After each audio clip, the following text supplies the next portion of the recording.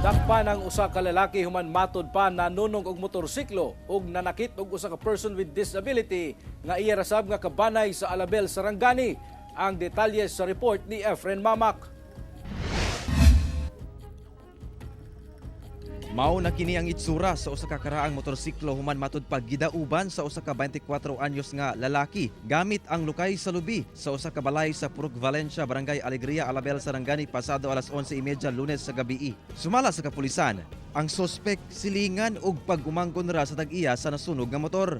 Matud sa nagreklamo nga iyaan sa suspetsado, hubog kuno kini diyang gisunog ang motor. Apan una ang pagpangsunog, gipasakitan sab matud pa sa sospek ang iyang uyuan nga usa ka person with disability kinsa bana sa nagreklamo nga iyaan sulod sa ilang balay. Gamit niya ng motor tapos kuan ni nahubog na gud siya. Unya akong bana PWD iyang giransak na among balay. Gisulod mi niya dito bagiguba niyang balay tapos gisumbag niya akong bana.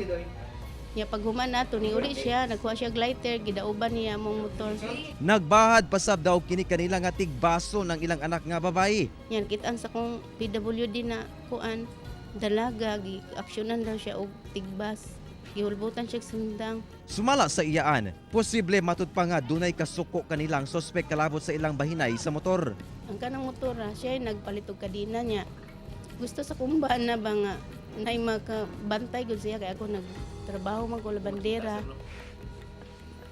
Mo tong pag umangkon nagdala niya yang gihulman dito tarong among gipagamit niya. Mo na siya gisunog niya gabi. Kanunay matud pa nga nagamaoy ang sospek kung makainom.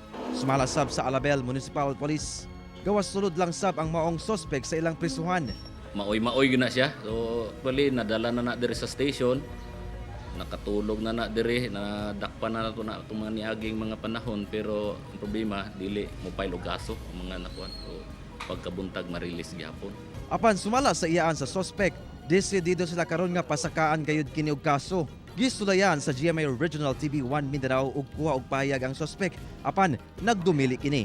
Sumala sa PNP, kasong arson lakip physical injury ang posibleng atubangon sa mga sospek. Kauban si Gary Balantay sa kamera. Ako si Efren Mamak para sa One Mindanao.